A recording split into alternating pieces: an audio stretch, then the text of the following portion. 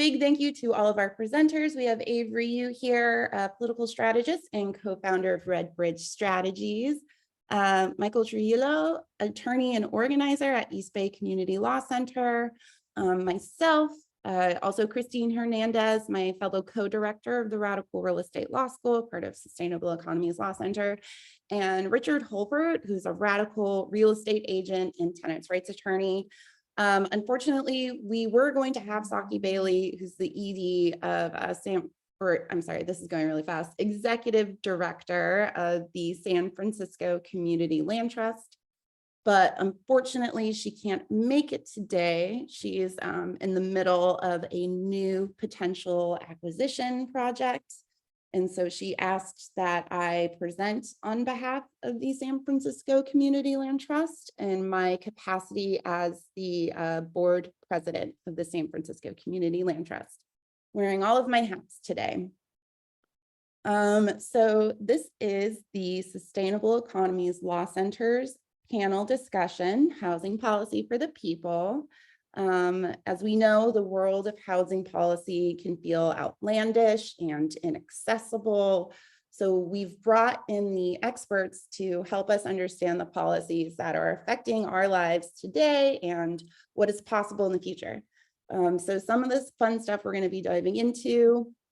Senate Bill 1079. Community land trusts and their relationships with housing policy. Jocelyn's Corner, the Tenant Opportunity to Purchase Act, and a segment on how to organize and agitate. It's one of my personal favorites. So yeah, really excited about this. We believe that housing is we know that housing is a human right, not a commodity for profit. And we need to disincentivize, or better yet, prevent absentee landlords and institutional investors from purchasing real estate, period. Across the country right now, renters and tenant advocates are sounding the alarm about the already happening eviction crisis, and we're referring to it as an avalanche, even a tsunami. During the 2008 financial collapse, large corporations began buying up foreclosed homes and farmland, leading to the greatest loss of Black wealth in modern US history. And in August 2020, Wake Forest University School of Law and MIT and other institutions released a report projecting that up to 40 million Americans could face eviction due to the COVID-19 housing crisis. More real estate investors mean less community ownership, wealth extraction from Black and Brown communities, displacement through rising rents, and evictions. Wall Street is ready to grab up land and homes, leading to collective loss, pain, and grief. In post-foreclosure dystopia, firms like Blackstone and Wedgwood continue to gobble up homes with the help of banks that would bundle up a bunch of foreclosed properties and then sell them in so-called bundled auction sales. And this has resulted in an abundance of vacant homes, creating artificial scarcities and driving up rents. I drew this. This is Craig Geiser. He founded Wedgwood in 1985. He calls house flipping hot and sexy and says that every day. This is everyone who works for Wedgwood. Yeah, there's a theme here. Okay, so more recently, in a study released in March 28th of this year by United Way of the Capital Area, over 580,000 Americans are experiencing homelessness. And there are currently 28 vacant homes for every one person experiencing homelessness in the US, 28 vacant homes for every one person. Just as a kind of like a zoom in, San Jose, California has the highest population of Gen Z youth experiencing homelessness, with nearly 85 unhoused Gen Zers for every 100,000 residents. And then Pacific Islander and Black Americans are the populations most at risk to experience homelessness. Let's see, and then maybe something else to zoom in on. Los Angeles, 3,907 families experiencing homelessness. And San Francisco, where I'm based, number of families experiencing homelessness, 168. So what does our future look like? Kind of looks like it might repeat itself unless we strengthen tenant protections, eradicate real estate lobbyists, take all housing off the speculative market, shake politicians to their senses so that they can stem the tsunami that is already upon us. And, you know, what policies can we make and what policies can we upgrade? Senate Bill 1079, the Tenant Opportunity to Purchase Act. We even have something called the Community Opportunity to Purchase Act. I think that ultimately we need to remember that we can make the change that we want to see happen, and it's up to us. So that's all. What I'd like to do now is introduce Richard. He's one of the co-authors, along with the Law Center, of Senate Bill 1079. He's a genuine nerd about housing policy and a brilliant radical real estate agent and a tenants' rights attorney. So Richard, I'm going to kick it off to you. Thank you so much. I want to start off asking a question. What is foreclosure?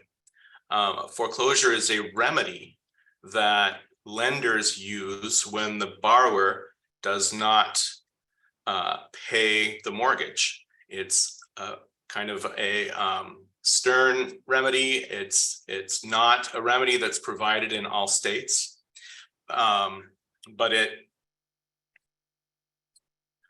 is the most common remedy in California. And okay, sorry everyone. Okay, so foreclosure in California is the most common remedy. It's fairly drastic. It has three purposes. In the law, there's a comprehensive statutory framework, which essentially means that local jurisdictions cannot change the law. We're stuck with what's written into the state law, and it has very limited purposes. It's to provide the lender with a quick remedy, inexpensive and efficient remedy. Another purpose is to protect the borrower from wrongful foreclosure. And the third remedy is to ensure that the property is sold and the sale is final. So it's a final, it's the end, and the sale is conclusive between the seller and the bona fide purchaser. The foreclosure process, essentially the lender has to first contact the borrower and over a 30-day period try to work something out, discuss alternatives. I'm not sure how often that is successful. I actually don't know about that. But then the next step is, if they don't reach an agreement, then the lender records a notice of default, and that gives the borrower 90 days to pay or to cure. If the borrower is unable to cure, the lender then records a notice of sale that gives the borrower notice at least 21 days in advance of when the property is going to be sold at a trustee sale. And here's something that a lot of people don't know. There's a lot of confusion about this. The borrowers actually have a right of redemption, but only up to 5 days before the foreclosure sale. They can't, after that point, they have no right to cure the loan, and they just don't have a remedy, except they can bid at the trustee sale. and hopefully save their home that way.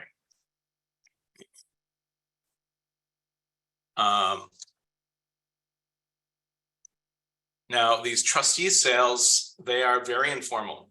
They often occur outside in the weather. They'll take place on the steps of a courthouse. I went to one the other day in San Francisco, and it was across from City Hall by the gates to the Memorial Court. And it happens right there. There's a person, the auctioneer shows up.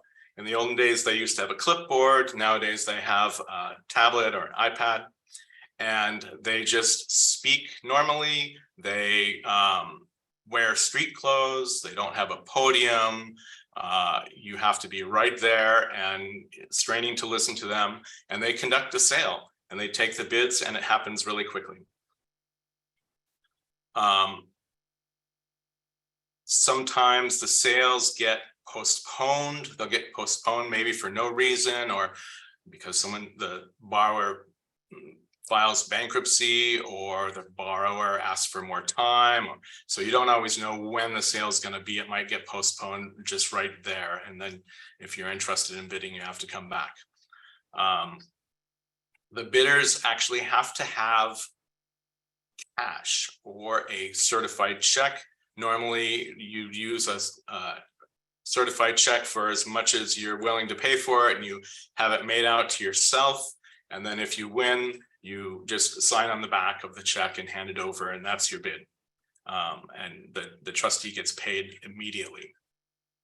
And so thinking back about those three goals that they have for the trustee sale process, what's not included in those goals is they're not trying to get the full value of the property. They're not trying to make sure the occupants get to remain in place or to minimize displacement.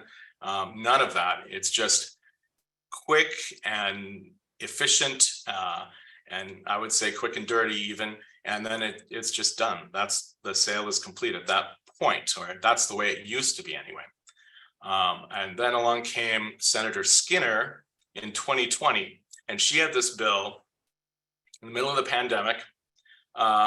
She's proposing a bill, and the goals of this bill, I think, originally were to prevent blight and to prevent bundling.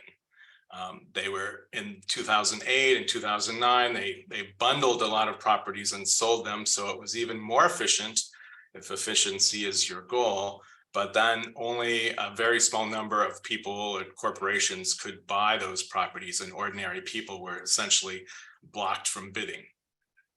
The other anti-blight part was in her original bill, there was text that's in the current bill in the current law to require winning bidders at trustee sales to maintain the property, and it imposes some fines if they fail to maintain the property. So you don't have a lot of vacant houses sitting around as an attractive nuisance in the neighborhood.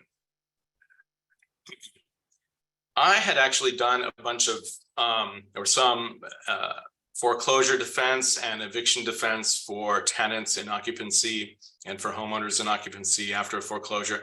That's what I did with my life in 2008 and 2009 and 2010.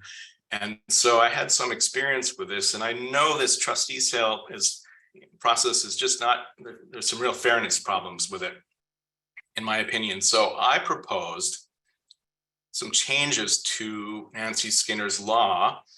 And essentially, I wanted tenants and nonprofits to be able to bid at the trustee sale, and hopefully they would be able to get these properties at what I call the bank price, which is really, usually far below the full fair market value of the property. And so I didn't know Senator Skinner, and I had never done anything like this, but I gave my language to a guy named Kevin Stein at the California Reinvestment Coalition, and they contacted Senator Skinner's office, and boom, they put these ideas in the bill. And then SB 1079 became much more like what we see today. So there's a list of eligible bidders in the law now, and one is an eligible tenant buyer. Another one is a prospective owner occupant. That was not my idea, but that's in the bill. There's several other groups of, or several other eligible bidders are kind of well-defined nonprofits or LLCs that meet the requirements. Limited equity housing co-ops are included, community land trusts are included, government agencies, government entities are included. They can all bid. And essentially what it did, the process now is, it does not, the trustee sale does not end at the end of the auction. There's a priority for prospective owner occupants. And if a prospective owner occupant fills out a declaration that says all the things they have to say and submits that to the auctioneer, if they're the highest and winning bidder, then the auction closes at that point. The trustee sale is finished. And so there's a real advantage for the prospective owner occupant because they can just end the process there.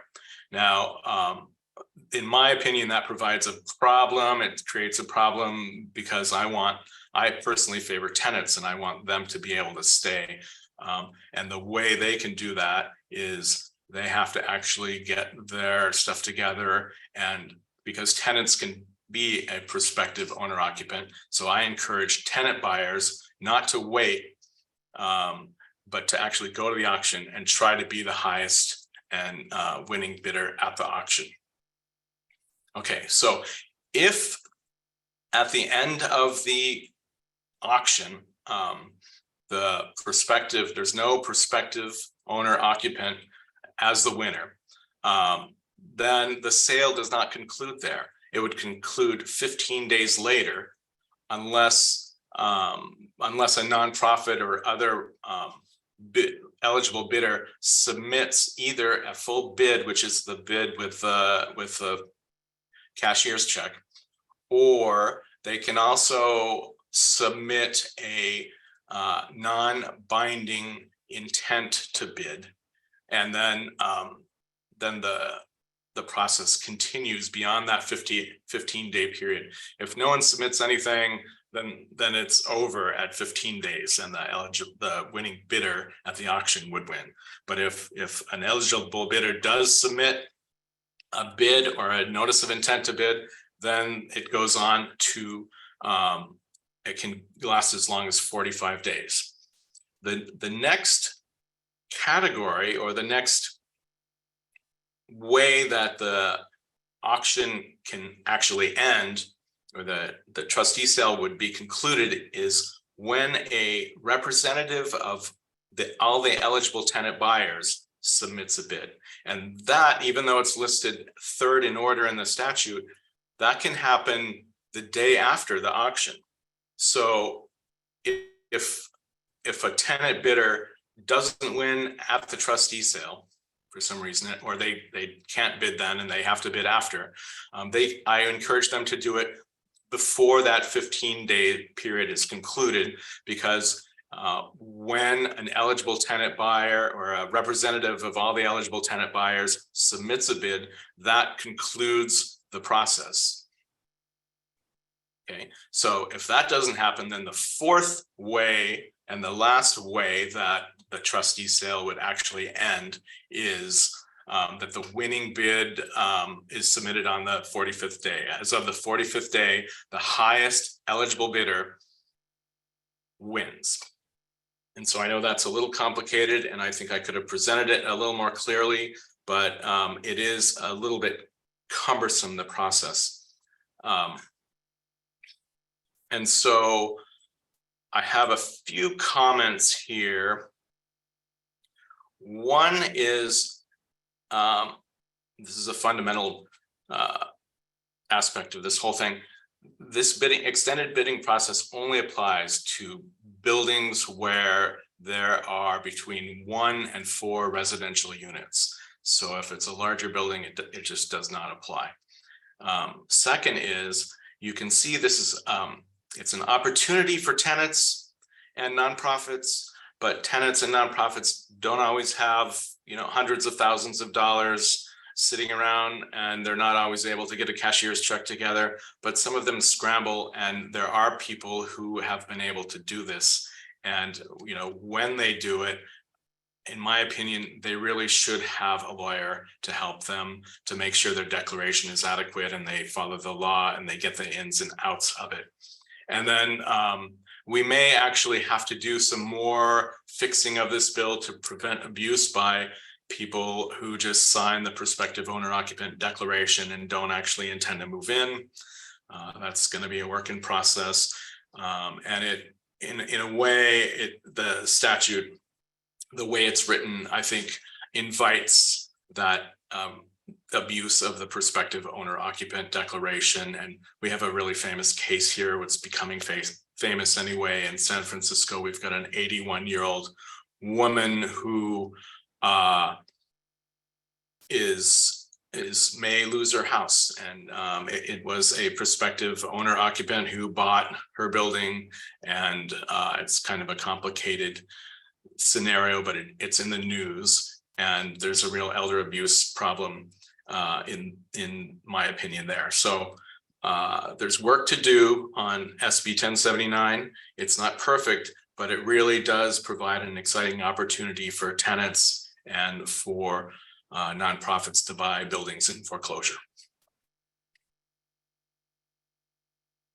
Thank you so much, Richard, for that debrief on Senate Bill 1079. I wanted to tell everyone that if you have any questions whatsoever, please drop the questions into the chat box. We are capturing the questions, and in addition to the question, if you could put your email address as well, so we can answer you directly after the presentation. Yeah, this next section is mine, community land trusts and policy.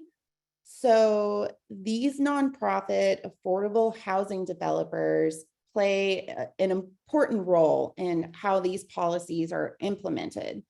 Community land trusts, or CLTs, were created to protect tenants and keep housing off of the speculative market. So what are some real life examples of how policy impacts these nonprofits? This logo here is the San Francisco Community Land Trust, of which I am board president. We are a nonprofit organization that works to create permanently affordable housing in San Francisco, California. SFCLT. We acquire land and hold it in trust to ensure that it's used for the benefit of the community and remains affordable for future generations. We work with community partners and affordable housing developers to build and manage housing units on their land, with a focus on serving low and moderate income households, seniors, and people with disabilities. CLTs have a history dating back to the 1960s in the United States, when a group of civil rights activists and community organizers in rural Georgia established the first CLT as a way to secure land and housing for African-American farmers. They're called the New Communities Land Trust, still exists today. They had acquired 5,700 acres of land, which they then used to establish a sustainable agriculture operation and also provide affordable housing for low-income families.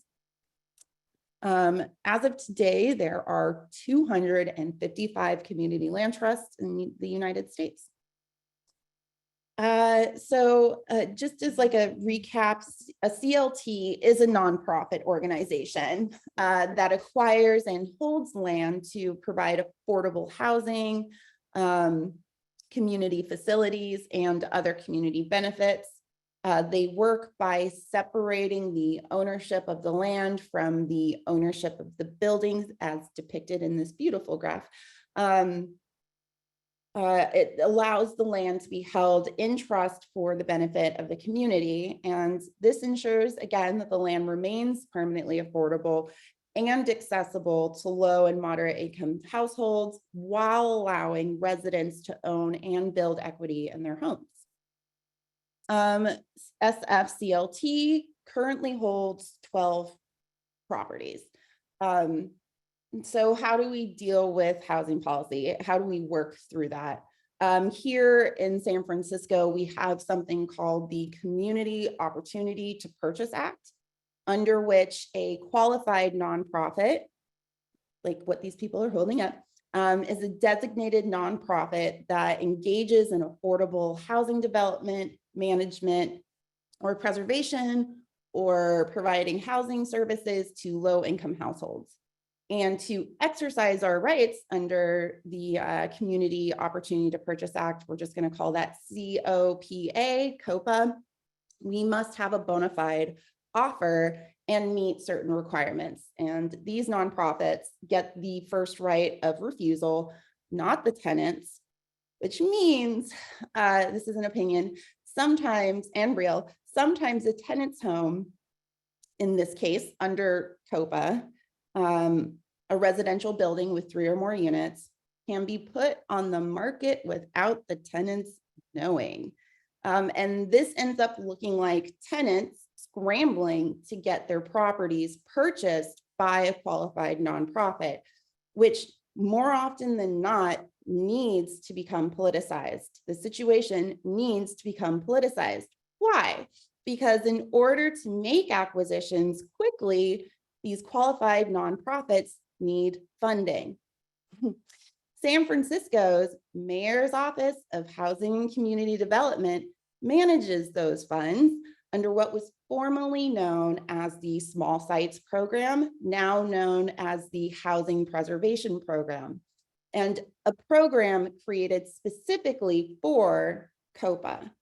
And this program supports local nonprofit sponsors with acquisition and preservation loans, stabilizing at-risk communities by converting rent-controlled properties to permanently affordable housing. The program continues to be defunded, and the money held hostage and I don't know how to, if I could say this diplomatically, but I can't. But just as a word of caution for anyone who wants to implement something similar to COPA, don't let what is happening in San Francisco happen to your city. Moving on, I'm going to try and get through this pretty quickly. Richard did bring this up. We did recently try and utilize SB 1079, and it ended up tragically. An 81-year-old woman in San Francisco, Rosemary Benter, faced the risk of losing her home after a foreclosure trustee auctioned it off for $12,464. And the condo, which was worth $1.4 million by that time, was sold because the woman defaulted on a loan that was worth less than $10,000, which she had taken out in 2007 as a reverse mortgage. Attorneys and housing advocates claim that the woman was swindled, because she was, but admit that no laws were really broken. This ties a little bit back into what Richard was saying on how this is a work in progress. And the woman's home became collateral when she took out that $9,519 loan, which she later failed to pay back, causing the lender to foreclose on her home. Boo. In recent weeks, SFCLT and another nonprofit and the city supervisor, shout out to Supervisor Dean Preston, have intervened to keep her in her home she has earned for the last 30 years. SFCLT submitted a $12,000 to buy the condo in order to rent it to the woman at an affordable rate, but found the property came with like a $700,000 debt burden. Then another buyer had outbid SFCLT and would then inherit the debt to the lender. And so this case really highlights the vulnerability of older adults who own homes in areas with escalating real estate prices. So Rosemarie has filed a lawsuit against Redwood City mortgage advisor Laura Bish and San Carlos real estate broker Michael Bruno, accusing them of an intricate conspiracy that led to the foreclosure of her $1.4 million condo. And Venter said she fell victim to a deceptive, fraudulent, and predatory scheme that caused her to lose her home, unaware with this loan that she had used the condo as collateral. She submitted the lawsuit to San Francisco Superior Court 3 days after the new owner of her condo, Eugene Gardner, taped a notice to her door, giving Rosemarie 3 days to clear out. Eugene Gardner's attorney said that they had bought the home lawfully by placing a $138,000 bid at foreclosure. And then he brought up all the other costs and expenses that come with it, probably to explain or excuse away the fact that he was evicting an 81-year-old woman. It's great. So Venter's complaint includes fraud and elder financial abuse charges against Laura and Bruno. And Gardner's attorney, Joanna, stated that her client's intention is to live at the property, but he's willing to negotiate if Venter wants to buy it back. I'm gonna kick this off to now Christine. Thank you for letting me vent. I really appreciate everyone. Christine, why don't you take it away and maybe lift up our spirits a little bit more. Thank you. Hi, everybody. It's really exciting for me to talk about this because the last time I talked about it, I think with a similar group, we had just completed the effort. But now I've had a little bit of time to kind of process a bit more. And some of the slides that I'm sharing with you today, I'm reminded that when I created these originally, they were aspirational, right? So this was like a dream, a hope, a desire, and then we made it happen. So just quickly, many of you may know that the Sustainable Economies Law Center is a self-directed nonprofit. And so we have the opportunity to identify the work that really makes us come alive and to focus on that and to bring resources to bear to try and advance different initiatives. So I'm going to start out by introducing you guys, maybe reintroducing you to Jocelyn Foreman. She's the first, her home was the first purchase through SB 1079 back in 2021, and we learned a lot from the experience. Next slide, please. So on January, as I said, this was an opportunity for Jocelyn to stay in her home.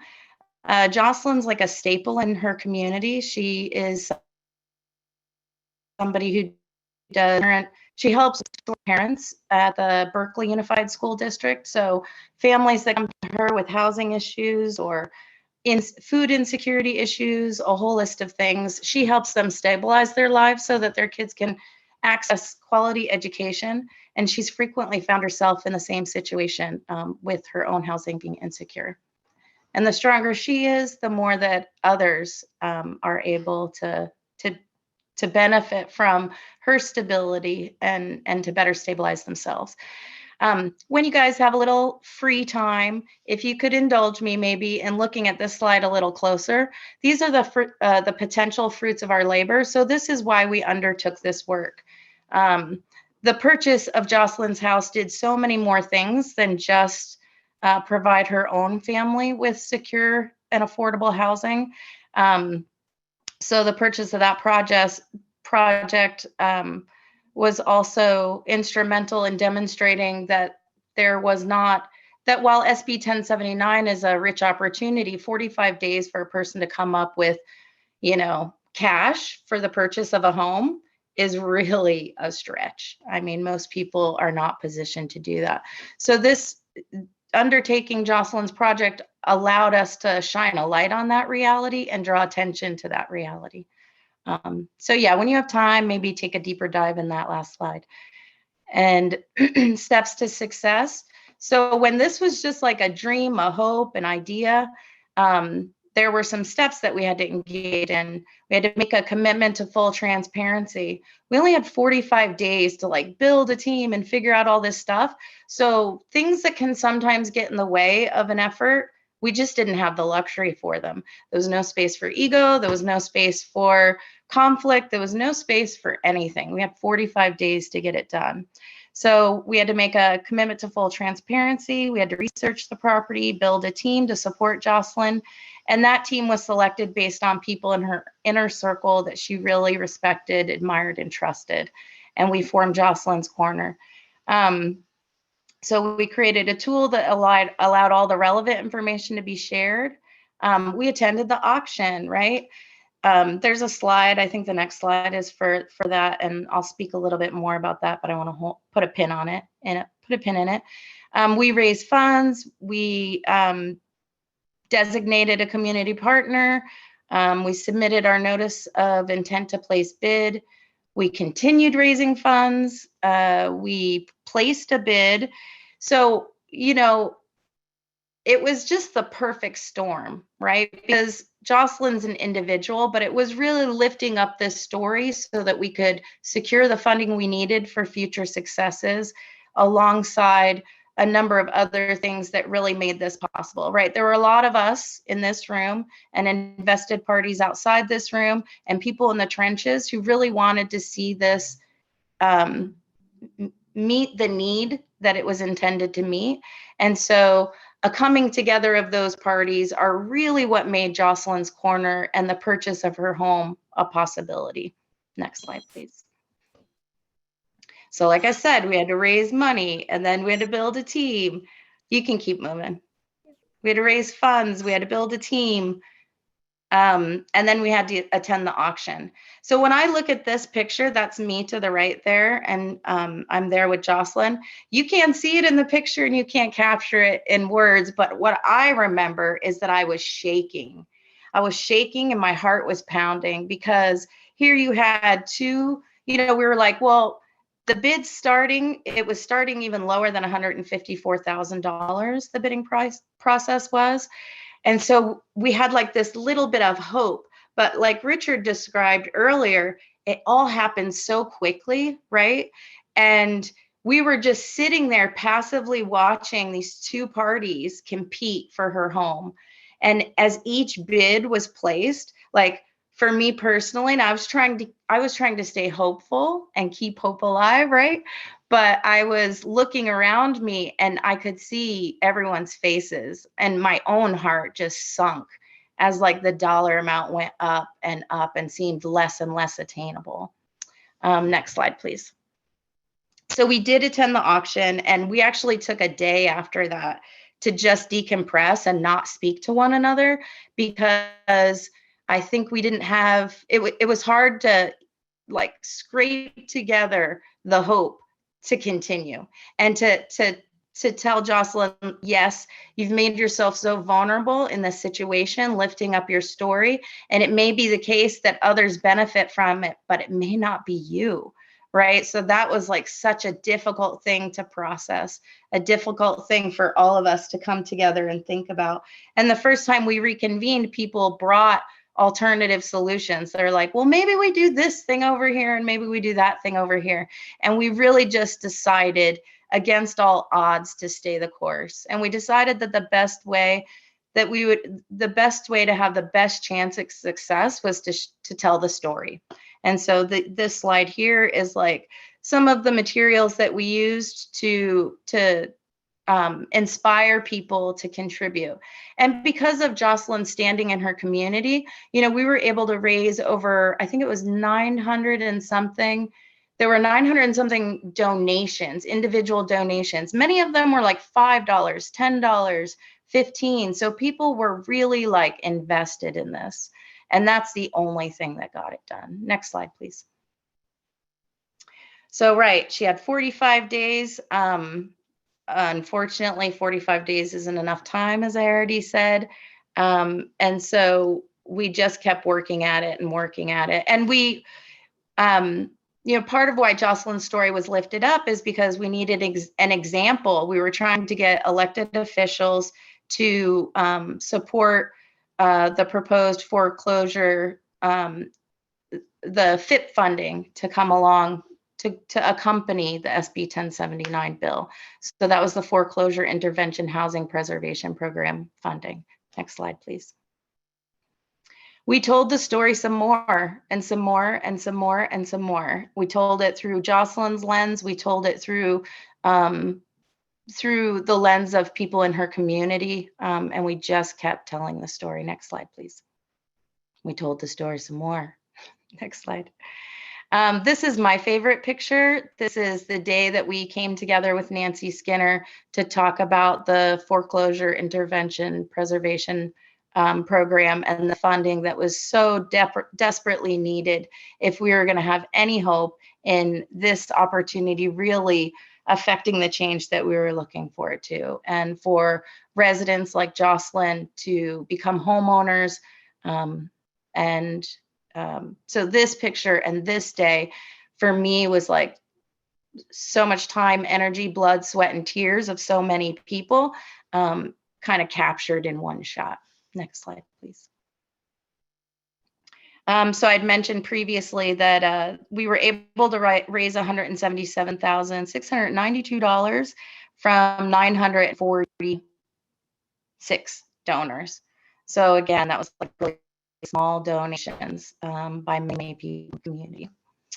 And then when we were trying to identify a partner, it's not like we had this great thing that we were offering. We were like, hey, we're desperate.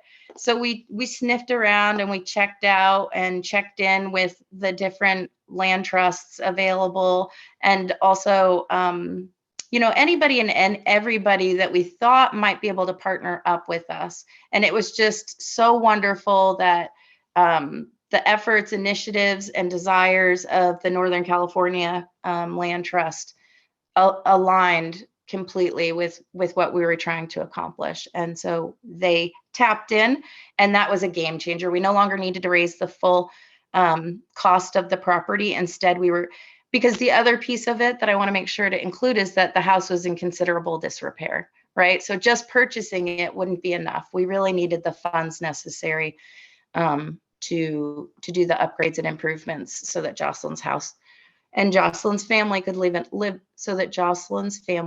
a home that was really safe and what they deserved. Once we brought on our partner, they were like, okay, our partner at NCLT, they were able to bring in and bring to bear their partners, right? And so it was just a complete shifting and a game changer. Next slide, please. Maybe back, let's see, back one.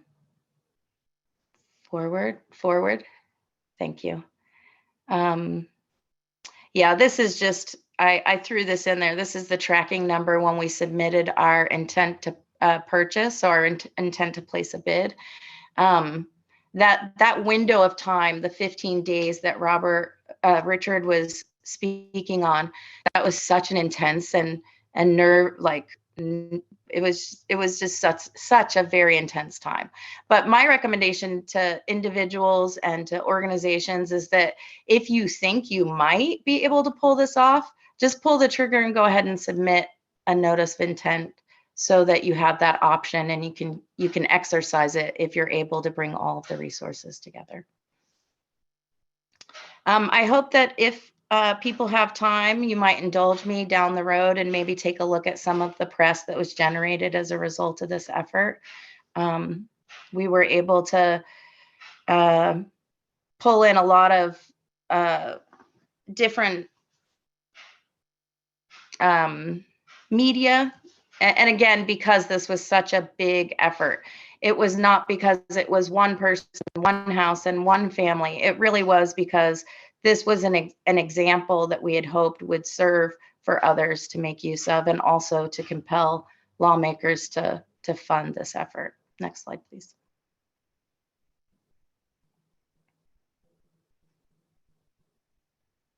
So I don't know. I just like this slide and Hope slipped it in there. So I might have forgotten to delete it. Sorry, but yeah, next slide, please. And so, yeah, this picture is, at the very end, it was the press conference when we thought that our journey was kind of mostly finished, right? But it was like there was so much more work to be done between, yes, we closed on the house and that was very exciting, but then we had to do the renovations and we also had to make sure that other people could exercise this option in the future. And so Jocelyn was so gracious in sharing her story and the vulnerability that it took to really lift her voice and share where she had come from, where she knew she deserved to be, and where she was going. So this picture is really special to me as well. Next slide, please. And then it looks like we lost a slide, but there was a call to action. So I wanted to make people aware, and I'll fix it. I'll drop it in the chat. I don't know where that slide went. But I would like people to be aware that I just heard 2 days ago from the CLT network that some people would like to poach our $500 million, the funds that were secured to purchase, to make future acquisitions like the ones we're discussing today.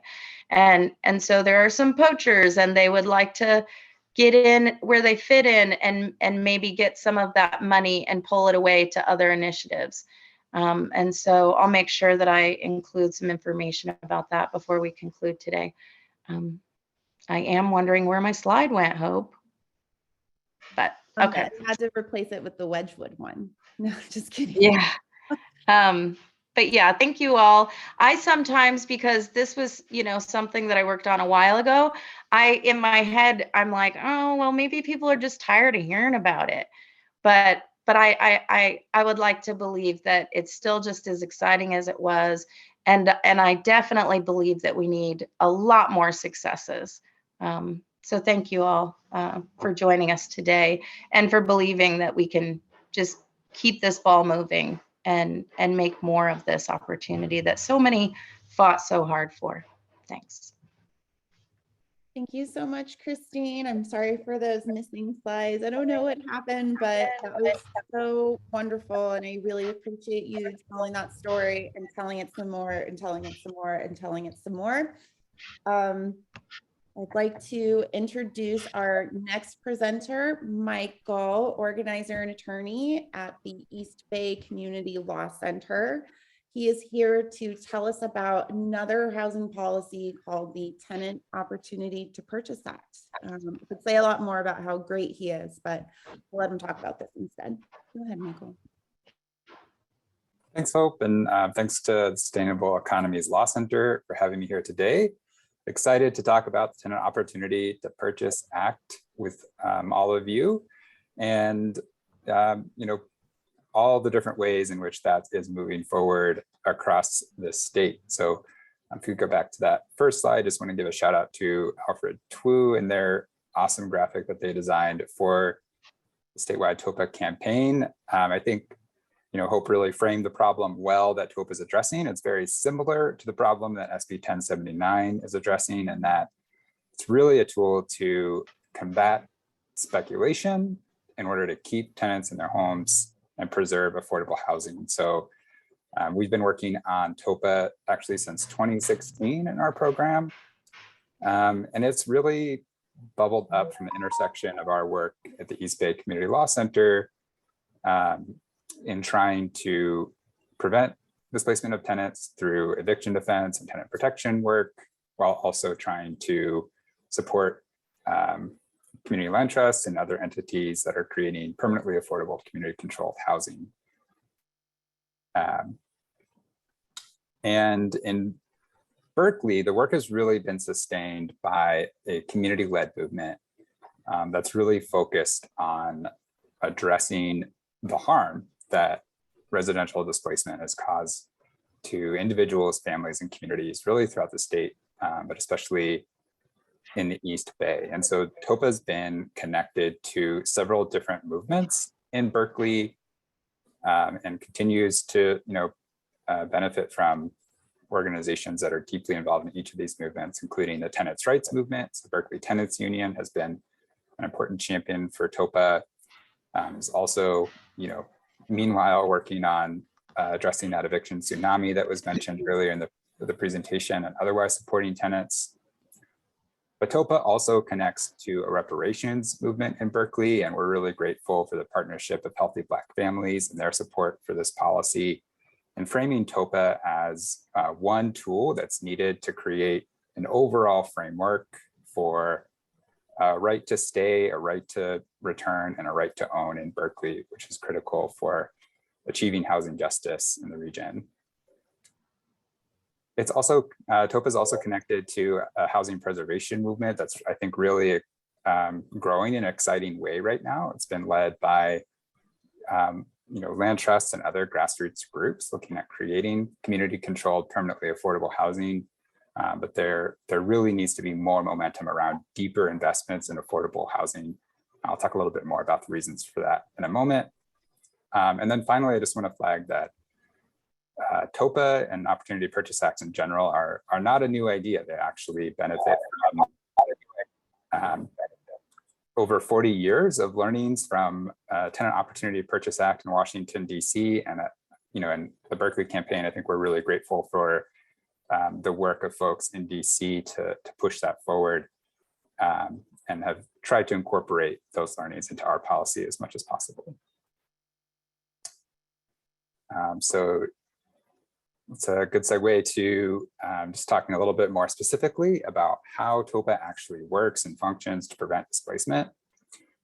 The policy has really been designed to center tenants from the beginning, and it works similar to SB 1079, but there are some differences that I want to flag, and I think those are important in terms of how TOPA really is centered on tenants. And so one difference is that only tenants and qualified nonprofits are rights holders under TOPA. There's no kind of opportunity for prospective owner occupants to bid in this process. They're treated just like any other third-party buyer. And so the TOPA process really starts with a notice to the tenants and qualified nonprofits that a property is going up for sale. And at that notice stage, Berkeley's TOPA policy builds in a role for a supportive partner nonprofit to actually meet with the tenants, talk them through their options, explain their TOPA rights, and figure out if it's something that they can do. If they can purchase a property on their own, that supportive partner is going to walk them through how to do that and make that happen. If they need to work with a qualified nonprofit like a CLT to purchase a property, that supportive partner can facilitate that connection. So that's a really important, I think, feature of the policy is that extra support for tenants. It also gives the tenants a chance to kind of choose what happens to the property. Is it going to be a property that they buy? Is it going to be a home that they can continue living in as a result of a nonprofit buying it?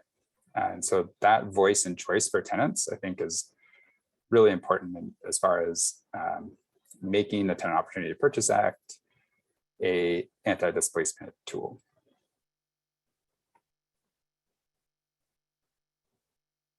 So if we could, already next slide, awesome.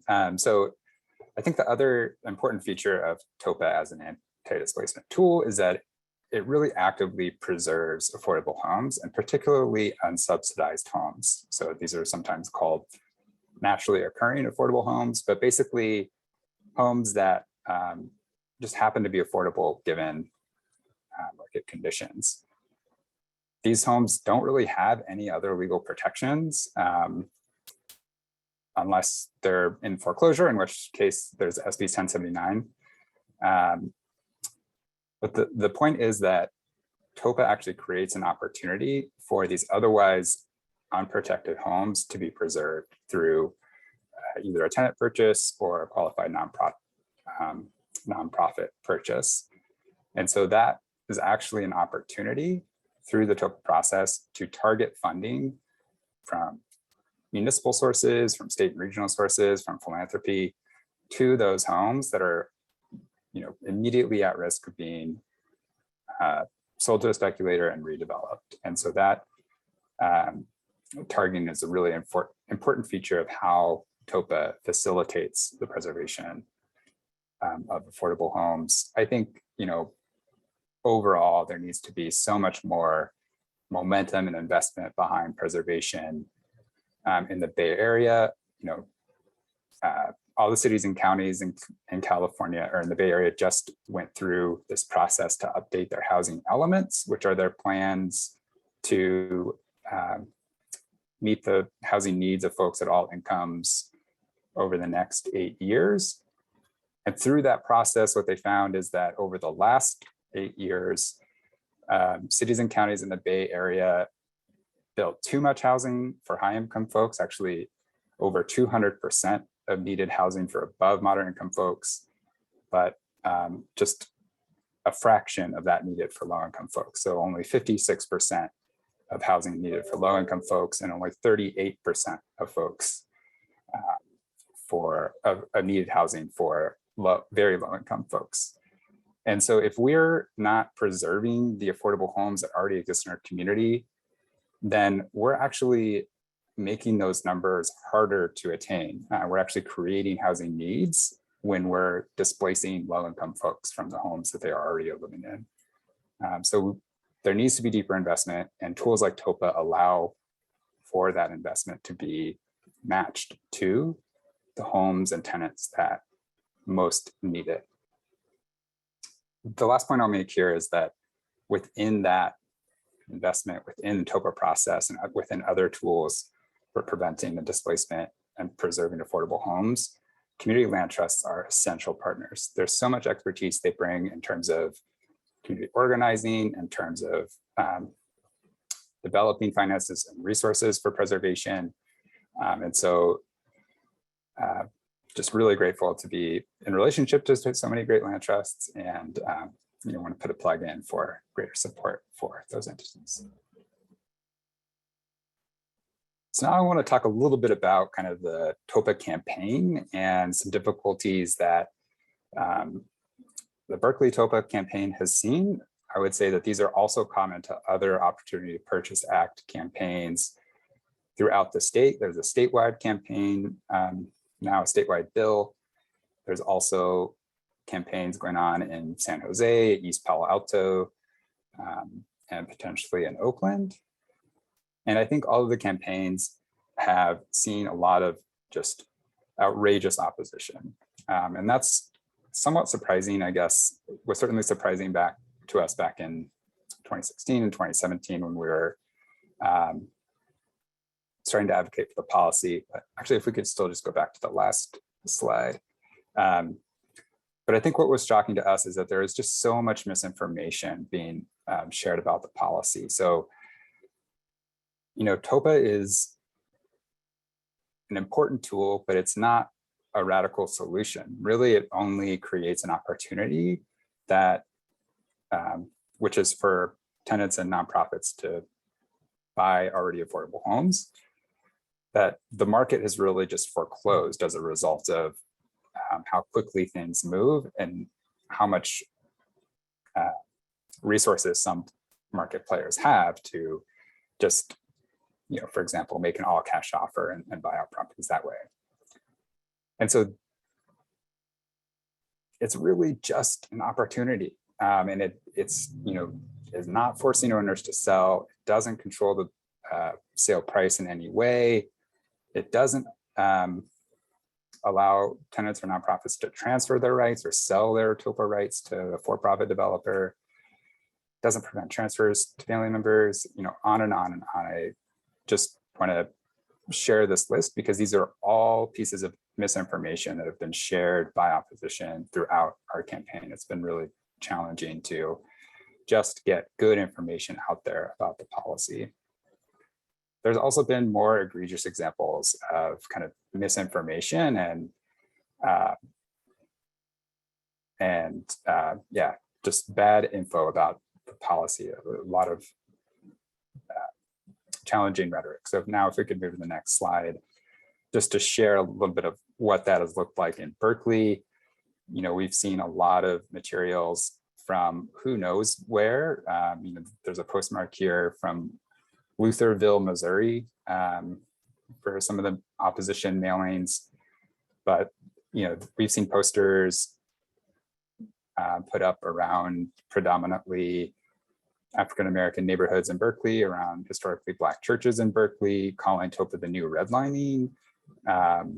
You know, there has been materials actually targeting particular council members, calling them out by name.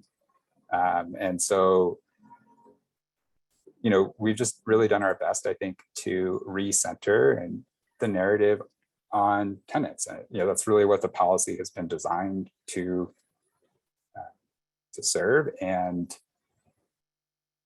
this misinformation is just distracting from an otherwise very important policy. So, you know, there's lots of ways that you can help as a community member. I think just sharing good information as much as possible. But, you know, certainly support your local TOPA, COPA, or OPA campaign, and make sure you support the other preservation efforts that were shared earlier on. So I'll wrap up there and just say another thank you to Hope and Selk for having me and being able to share a little bit about TOPA. Thank you so much, Michael. I had the honor of helping out the TOPA crew in Berkeley a few years ago. And let me tell you, I'm really excited for this next presenter, Avery Yu, because if you are fighting for policies like this in your city, and you happen to have a few politicians, maybe one that is a strong proponent, or maybe one that's a little spineless, this one's gonna force them to do the right thing, and Avery's gonna tell us how. So yeah, Avery, do you want to introduce yourself a little bit, and then you can just dive in? Sound good? Totally. I'm so happy and I feel so honored to be on such a brilliant panel. Thank you so much, Hope, for inviting me. And today I'm going to talk through a little bit about how to organize your community and what to do if you can't get what you want through your local government, because there are ways. And I'm going to talk specifically about ballot measures, but this is just one tool in your toolkit for fighting for stable and affordable housing for all. And so just a little bit about me. My name is Avery. I am one half of a political consulting firm called Red Bridge Strategies. The other person is Jen Snyder, who you can see in that photo right there. And my background is in local organizing in San Francisco. I got my start on Dean Preston's campaign.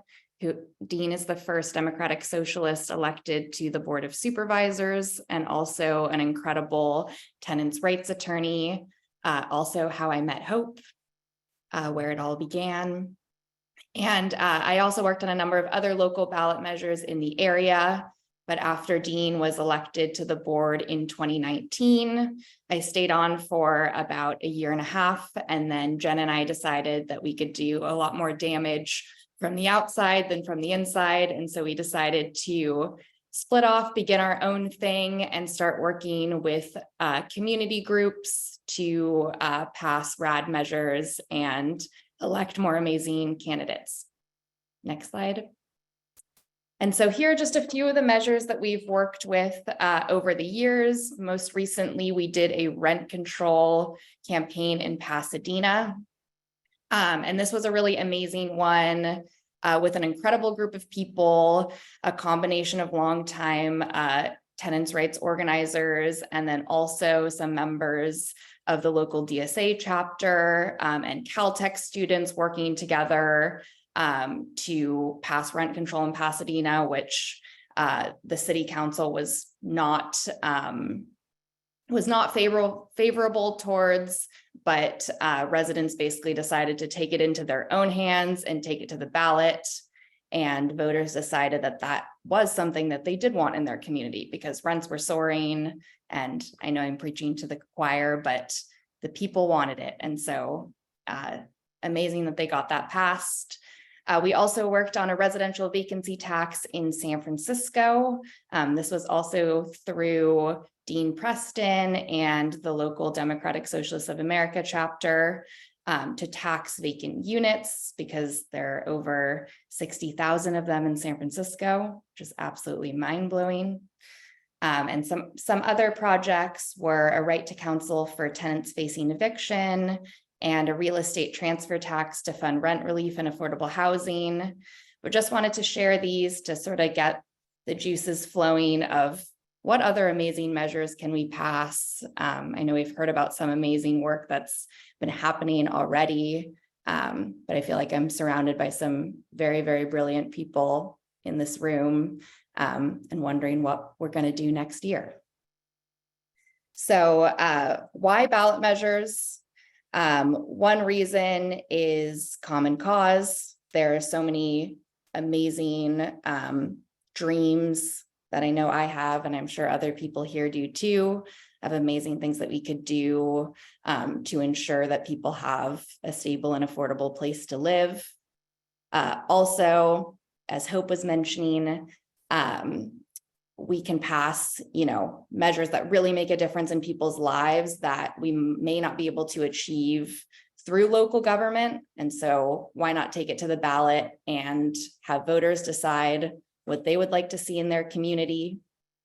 Another reason that was specifically relevant in Pasadena with rent control is it was really important for people to have to pass the law at the ballot and not do it through city council so that it was written into the law and could not be changed. It was a charter amendment. So in order to change it, it would have to go back to the ballot and back to the voters. And so there's a solidity there. And then also to build community power. This is a great way to train up the next generation of organizers, have an army behind you to take on whatever challenges are thrown our way. And so, but should you? And one thing I want to mention, I'm based in San Francisco, but one question is just whether or not your state does ballot measures. Not all states do. And then on top of that, depending on where you live and what city you're in, certain cities have very high signature thresholds. And so that's something to put into consideration, given that you only have 6 months to gather signatures. And so are you going to be able to do this by volunteer or through a paid signature firm? Some cities are easier to do that in than others. Does your legislature suck? This is just a question of whether or not, as I said, ballot measures are one tool in your toolkit, but can you do this through your local electeds, or is this something that you want to bring to the ballot?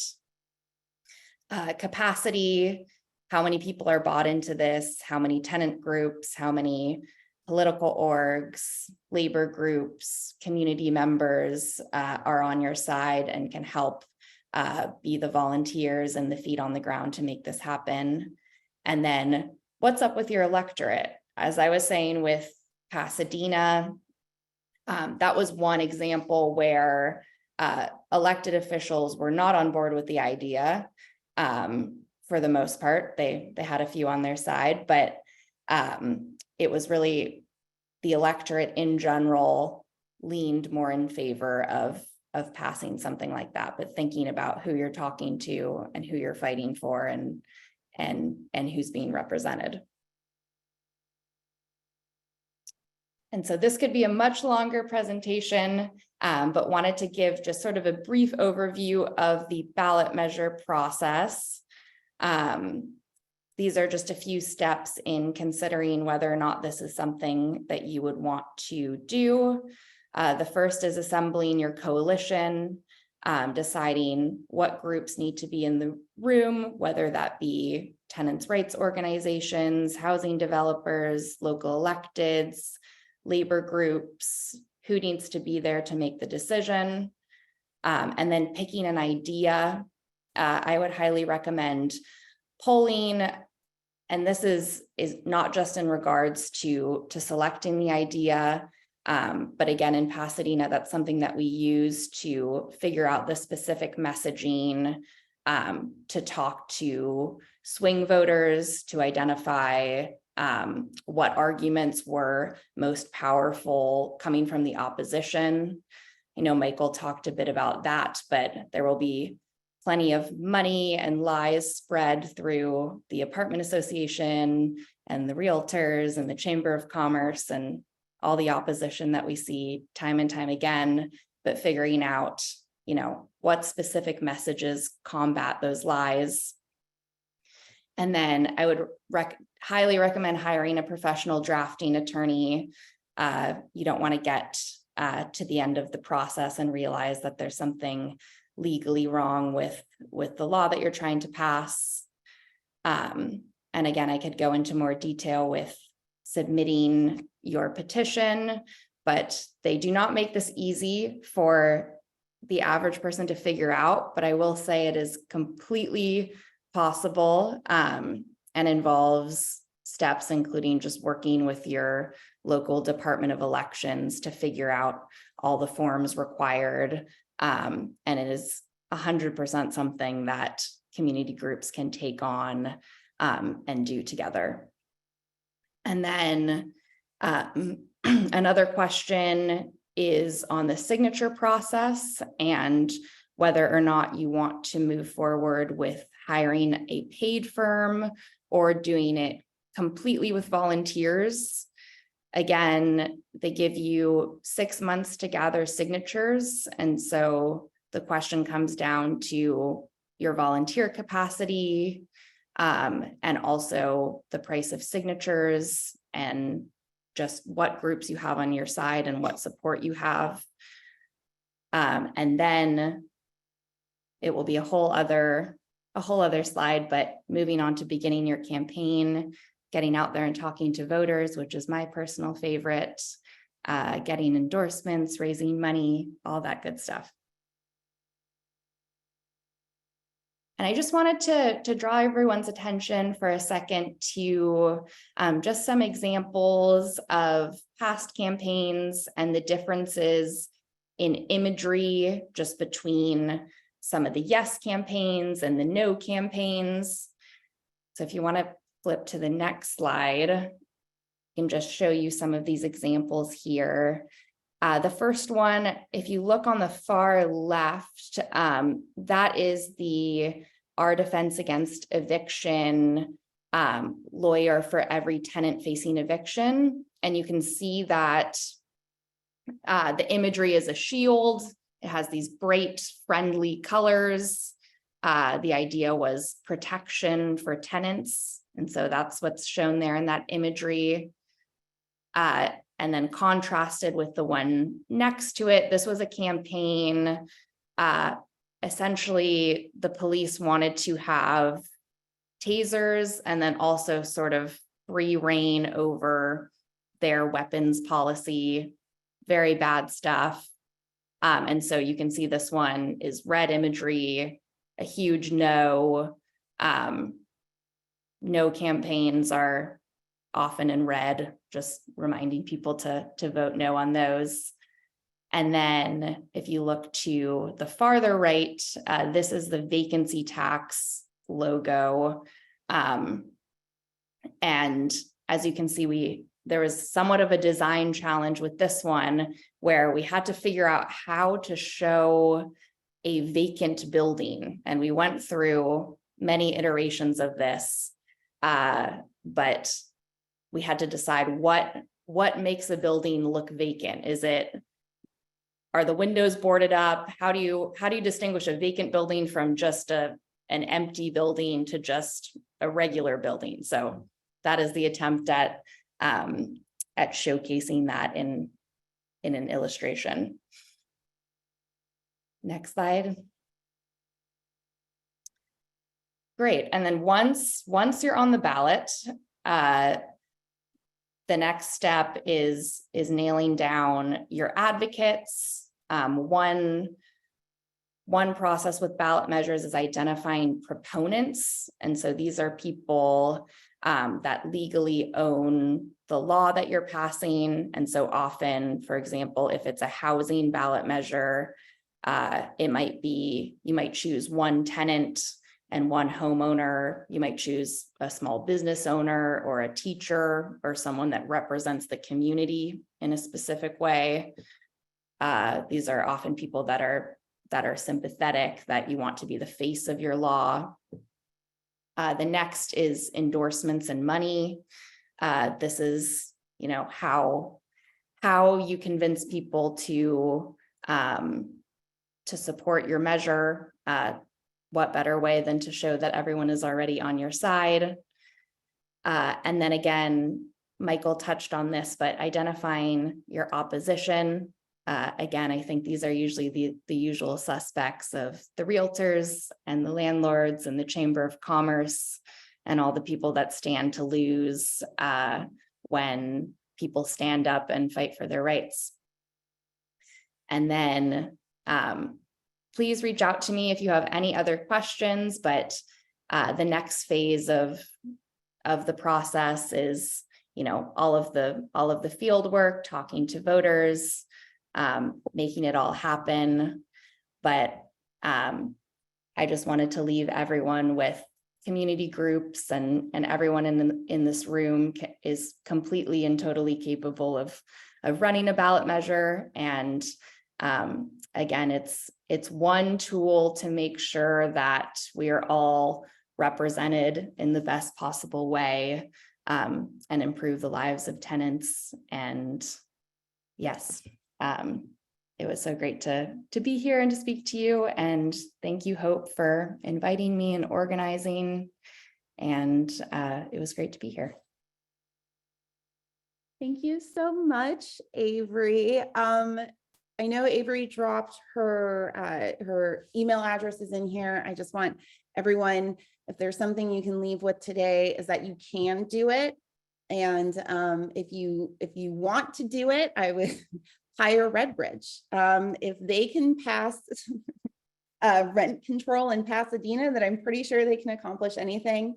Thank you so much, Avery. And I know we're coming to time, so I'm just going to share some boring slides here at the Sustainable Economies Law Center. Since we're all about making law accessible and fun, we have these things called bite-sized legal guides. So if you're interested in entity formation or housing, like how to start a housing cooperative or how to draft a contract, all those super sexy things, we have a ton of them.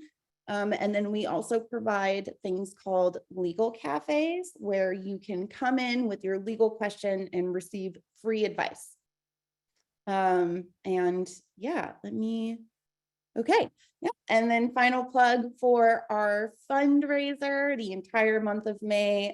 Please help us raise $25,000. We have until the end of the month, and all of your funding will go to cool things like our legal apprenticeship program, which myself and Christine are a part of.